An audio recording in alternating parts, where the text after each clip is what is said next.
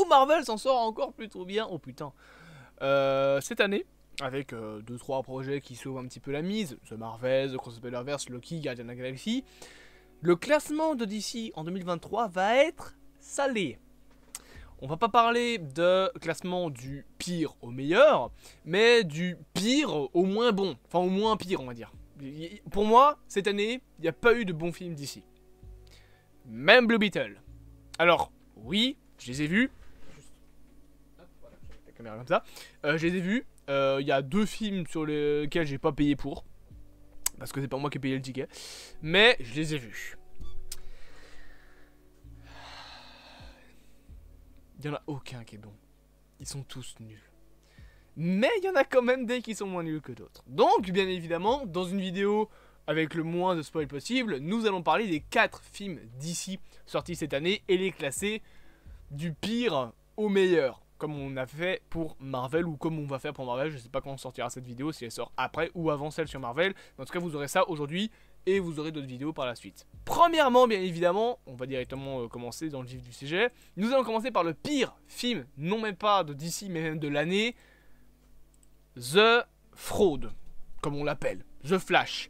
Je jure que The Flash, c'est du blanchissement d'argent pour un deal de drogue. C'est pas possible autrement. Giancarlo Esposito. Gus Fring a travaillé sur ce film. C'est pas possible autrement. Alors, bon, on rigole, mais objectivement, il y a rien qui va avec The Flash.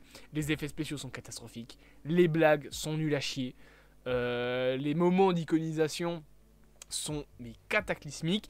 Je pense que celui qui résume le plus ce que je pense du film, enfin le mieux plutôt ce que je pense du film, ça doit être MJ Fermella avec son diptyque de vidéos sur The Flash. Le problème de The Flash, que ce soit en interne ou même le film en lui-même, parce qu'il n'y a rien qui va. Le fanservice, pour faire revenir des acteurs morts. Enfin, je veux dire, ok, t'as Michael Keaton, t'as Sacha Calle en Supergirl, mais de l'autre côté, t'as Adam Driver. Non, c'est pas Adam Driver. Je sais plus comment il s'appelle, l'ancien Batman. Je sais plus, mais le Batman des années 40, l'acteur est mort, ils ont pas pris son autorisation. Nicolas Cage, le mec a tourné des scènes, aucune de ces scènes ne sont présentes dans le film. Ils ont refait des scènes en CGI, entièrement. Christopher Reeves, il est mort, et ils l'ont fait revenir quand même. Le Joker de Paul Serro, je pense qu'il s'appelle, ben il est mort aussi, on l'entend sourire. Donc globalement, tout le fanservice est foiré, alors que pourtant ils auraient, genre, je sais pas moi, pu prendre le Flash de Grant, je sais quoi, c'est Grant Gustin, celui de la série, pour en tout cas faire des caméos logiques, en fait. Peut-être nous mettre un caméo d'Henry Cavill, hein, ça nous aurait passé le Henry Cavill en CGI qui arrête un volcan. Toute la scène avec la Chrono Ball, où t'as tous les acteurs en mode PS2, mais c'est incompréhensible, c'est nul à chier. La mise en scène est nulle. La mise en scène est nulle. Il y a un problème. Le réalisateur Andy Muschietti, il a un problème avec un plan de caméra bien précis. C'est un espèce de zoom travelling bizarre. Je sais pas vraiment comment est-ce qu'on peut appeler ça. Pour passer d'un personnage à un autre, il en fait dans tout le film. Et il en fait même dans ses films autres que The Flash. Sauf que dans The Flash, ça passe vraiment pas. Les effets spéciaux, j'en reviendrai jamais des effets spéciaux, c'est vraiment une catastrophe. T'as des effets spéciaux, on dirait de la PS2. Les bébés en CGI, voilà. Le fait de foutre un bébé dans un micro-ondes et que ça c'est validé, ok. Le costume aussi de Flash qui a aucun putain de sens. Genre, il est obligé de lui dire qu'il a besoin de manger des calories. Enfin, je sais pas, ça se sent, hein. Si vous êtes en manque de calories ou en manque de nutriments, vous tombez dans les pommes. Et vous avez mal au ventre. Notamment. Et surtout que ce truc n'apparaît qu'au début du film. Par après, il en a plus jamais besoin. Alors oui, on te réexplique un peu ça avec le deuxième Barry qui découvre ses pouvoirs. Mais par exemple, dans le combat final, il devrait au moins avoir dû bouffer un McDo entier pour se régénérer leur énergie pendant le combat. Mais là, non, pas besoin. Parce que, incohérence scénaristique. Le côté, enfin tout le scénario avec le fait que quand tu repars dans le temps, ça crée une nouvelle timeline, etc. Enfin, j'ai même pas compris, c'est tellement incohérent. Mais alors, pourquoi est-ce qu'il n'y a pas plusieurs flashs durant le combat final? Parce que ils expliquent que même si tu remontes dans le temps, tu laisses quand même le toit là-bas. Enfin, c'est plus ou moins ce qu'ils expliquent. Honnêtement, je me suis perdu dans le film. Mais du coup, ben, ça n'a pas de sens en fait. C'est incohérent. Genre, voilà, le scénario est nul à chier. Globalement, il y avait rien à sauver dans ce film. Michael Keaton, je suis désolé, il a rien à faire là. Le mec, il voulait le mettre en Batman principal de l'univers, mais les gars, il a 80 ans. Keaton, il a 80 ans, vous vouliez que ce soit le nouveau Batman? Mais vous êtes tarés, vous. Vous voulez qu'il meure sur le tournage d'un film, c'est pas possible. Déjà que là qu'on a l'impression qu'il est décédé, donc vraiment le seul truc que je ressors du film, c'est la Superman de la Supergirl, pardon, de Sacha Calle. C'est le seul truc que je ressors de bon. Le reste n'a aucun sens, est mauvais au possible. Et voilà, honnêtement, je connais personne qui aime ce film, objectivement. Et s'il y en a, bah, manifestez-vous dans les commentaires, dites-moi pourquoi, j'aimerais comprendre, s'il vous plaît. Parce que vraiment, c'est une insulte envers Flash, en fait. Envers l'univers, envers le comics Flashpoint. Parce que ça adapte Flashpoint. Ok, alors il est où le Thomas Wayne en Batman? Il est où la Martha Wayne en Joker? Tu veux adapter Flashpoint? Fais-le vraiment, connard. Ou alors, reprends juste le concept. Ce que fait le film et encore. Parce qu'il le change tellement que c'est même plus Flashpoint. C'est juste un film Flash. Avec du voyage dans le temps. Donc vraiment, il y a rien qui va. On va pas s'attarder 30 ans non plus sur ce film-là. Parce que vraiment, il y a d'autres trucs à dire sur les autres films. Mais voilà, The Flash, pire film de l'année. Il y avait vraiment rien à sauver. Et heureusement que le DCU est mort après ça. Parce que je voulais pas continuer avec cet univers-là. Surtout que la fin... Ils nous ont sorti le Joker, le Batman, j'en perds mes mots, de George Clooney. Alors Clooney, je t'aime bien, mais si tu pouvais retourner faire des pubs pour une espresso, ça m'arrangerait. Le film suivant, c'est Shazam 2. Mon Dieu, Shazam 2. Je pense que je me suis jamais autant fait chier devant un film. Là encore, il n'y a rien à sauver. Les caméos d'Wonder Woman sont inutiles.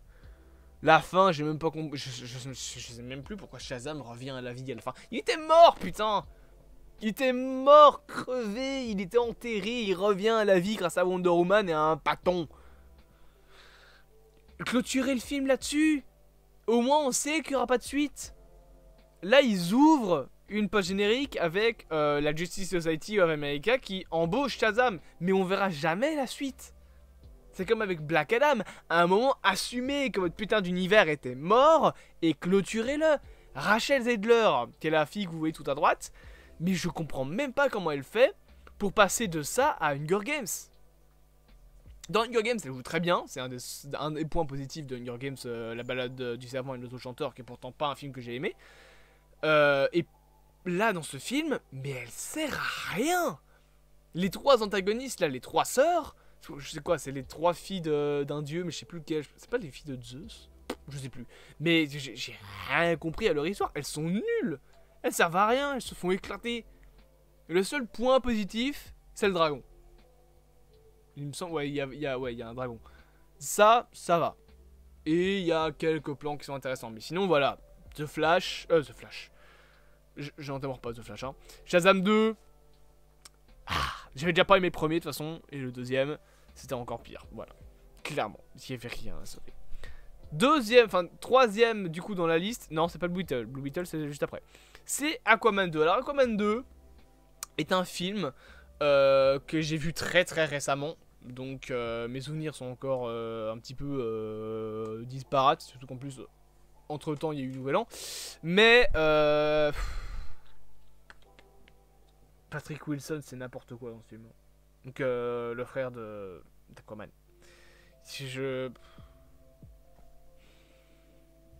Voilà. Hein. Honnêtement, c'est moins bon que le premier. J'en ressors rien de négatif spécialement. C'est un film moyen, je trouve. Il est pas mauvais, il est pas incroyable. Voilà, c'est globalement un film qui est passé. Je l'ai vu passer, je l'ai regardé, ouais, c'était bien. Non, même pas, non, c'était pas bien. C'était moyen, très moyen. Black Manta, il aurait fallu ne pas le faire revenir, honnêtement. Avec l'histoire d'une trident noir, là, on souffle, quoi. Clairement, on souffle. Encore une fois, j'essaie de pas spoiler. Mais globalement, voilà, le film, honnêtement, a quelques effets spéciaux en plus qui piquent, je trouve. Ça pique les yeux de temps en temps, donc c'est triste pour un film qui se passe sous l'eau, quoi. Genre, le premier Aquaman était beau. Le deuxième, bah, elle est beaucoup moins, malheureusement. Et c'est là-dessus, quand même, que se termine le DCU, quoi. C'est triste. C'est vraiment très très triste. Parce que c'est un univers, malgré tout, qu'on a vu grandir pendant 10 ans, et ça se clôture sur un film qui est bof, quoi. Genre, il y a rien, c'est nul. Et la fin, là, c'est la fin ou la scène post-générique, je sais plus, où t'as Aquaman qui crie I am Aquaman, et puis qui hurle, qui crie comme un chanteur de rock, là, mais enfin... C'est vraiment ça la fin du DCU? Vous êtes sérieux? Putain, mon dieu, c'est... Ouais, c'est décevant, quoi. C'est très décevant. Et j'avais dit que j'allais pas payer pour voir le film. Je n'ai pas payé pour voir le film. C'est grâce à un ticket qu'on m'a donné que j'ai vu le film. Mais non, honnêtement, Aquaman, bah voilà, c'est pas... J'ai même pas envie d'en reparler. J'ai même pas fait de critique dessus parce que juste... Bah y a rien à dire dessus. C'est un film qui est passé et voilà. C'est... Histoire qui sorte, mais honnêtement, il n'y a rien à ressortir du film.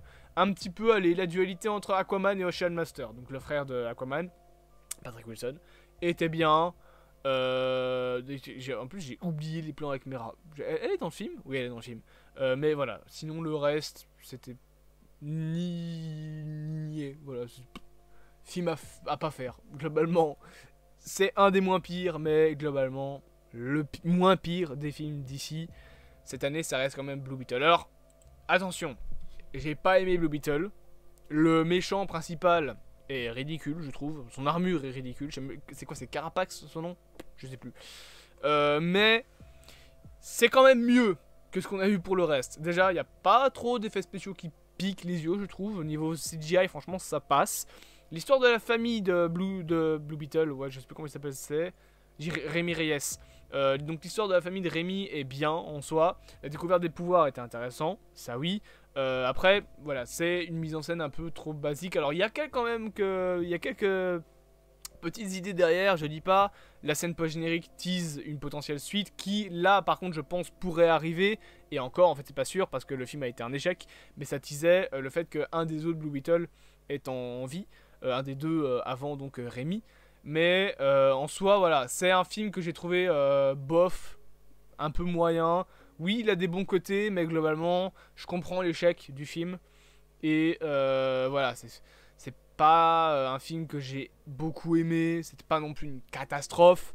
Mais globalement, voilà, on n'était pas sur un bon film non plus. On était sur un film assez moyen également, qui a quand même plus de points positifs que les trois autres, hein, malgré tout. Encore une fois, les CGI sont stylés. Le costume de Blue Beetle, donc de Rémi, est cool. La famille est cool. Le méchant est enfin les méchants, parce qu'il y en a plusieurs, sont caricaturaux au possible. Mais voilà, globalement, il y avait quand même des bons moments. T'avais quelques petits moments où j'ai un peu rigolé, mais voilà. C'est un film familial, mais qui sort à un moment où on n'a plus envie de voir ce genre de film. Et c'est triste, parce qu'honnêtement, ça aurait pu être très cool d'avoir un film peut-être avec plus d'ambition, Blue Beetle. À voir, bien évidemment, l'avenir du personnage dans le DCU, donc le nouvel univers de James Gunn, notamment, j'espère qu'il sera lié à Booster Gold, parce que c'est le cas dans les comics, il me semble. Mais voilà, globalement, un film qu'on va tous oublier, je pense. Il y en a qui ont passé un bon moment, et c'est cool, tant mieux si vous avez passé un bon moment. Et moi, globalement, voilà, je le mets dans mon meilleur film d'ici de l'année, si je puis dire. Même si, globalement, si je devais donner une note honnête, je vais donner une note honnête. Blue Beetle, je lui donnerais un 6. Voilà, il n'était pas mauvais en soi, il y avait des bons côtés, mais c'est pas un film que j'ai beaucoup apprécié non plus. Aquaman 2, je lui mettrais un 5. Voilà. Shazam 2, je lui mettrais honnêtement 4, voire 3. Et lui, je lui mets 1. Juste parce que Sacha Calais. Sinon, le reste, il n'y a rien à sauver. Donc, malheureusement, bah ouais, cette année d'ici, ça a été une catastrophe monumentale. Il n'y a rien de bien qui est sorti. Alors oui, il y a la série Harley Quinn, mais je parle vraiment des films du DCU. Donc bah, c'est triste de voir l'univers terminé comme ça quand même, malgré tout. Hein, c'est con, quoi. Après 13 ans, enfin 10 ans, pardon, à essayer de surfer un petit peu sur la vague des univers connectés, bah, globalement, DC a juste participé à créer une fatigue des super-héros. C'est pas vraiment une fatigue des super-héros, en fait. Je pense que c'est plus une fatigue de les gens, on les prend trop pour des cons, et maintenant on veut voir des super-héros mieux faits. Quand le film Deadpool 3 va sortir, et s'il est très bien, les gens vont aller le voir. Il n'y a pas ce côté fatigue de super-héros. J'ai déjà expliqué que pour moi ça peut pas exister dans le sens où bah le super-héros tu peux tout faire avec. Tu peux faire des films d'horreur, des comédies, des films plus sombres, des films plus colorés, tu peux faire des Gardiens, tu peux faire Blade, tu peux tout faire avec un genre super-héroïque. En soi même le mot super-héros, il y a le mot héros dedans. Le protagoniste, à partir du moment où tu as un protagoniste dans un film, c'est un héros.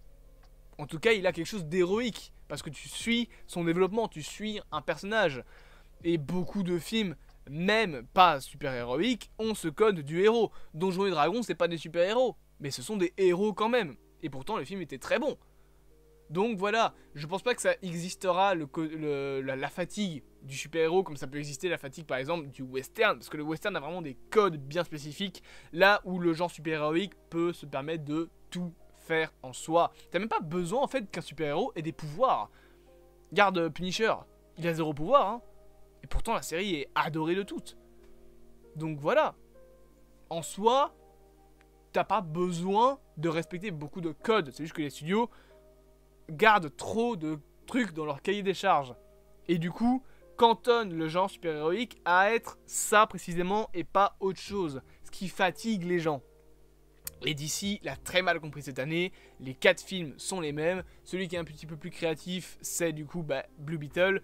Mais il est tombé à une période où en fait les gens, non seulement on avait marre de ce style de film de super-héros, et en plus n'ont plus du tout confiance en DC. Et c'est le problème que j'ai avec James Gunn, c'est que là il va arriver avec son Superman Legacy, mais les gens vont de 1 rien comprendre, pourquoi est-ce que c'est un nouveau Superman, et de 2, est-ce qu'ils vont vraiment avoir envie de revoir du DC après la catastrophe qui a été 2023, même 2022 en soi. Les gens ont trop été déçus. Quand tu regardes depuis 2016 en fait, depuis 2016 les gens sont déçus. Suicide Squad, ça a déçu. Batman vs Superman, faut le dire honnêtement, le grand public a été déçu. Justice League a été déçu. The Suicide Squad en soi n'a pas fonctionné, mais je pense qu'il n'a pas été spécialement très aimé. Moi je l'ai bien aimé, beaucoup de gens l'ont aimé dans les fans, mais le grand public, pas tant que ça. Black Adam, niet. Les seuls films aimés du grand public sont les films qui se passent hors des univers connectés. The Batman et Joker. Donc, on verra si Gunn arrive à faire vivre son univers connecté. J'espère pour lui bien évidemment. Mais en tout cas voilà, 2023 chez DC, c'était ça. Et c'était clairement pas terrible. N'hésitez pas bien évidemment à me dire en commentaire votre avis et votre classement. À vous abonner, à partager, à liker et à commenter. Et on se dit à bientôt dans ce vaste multivers.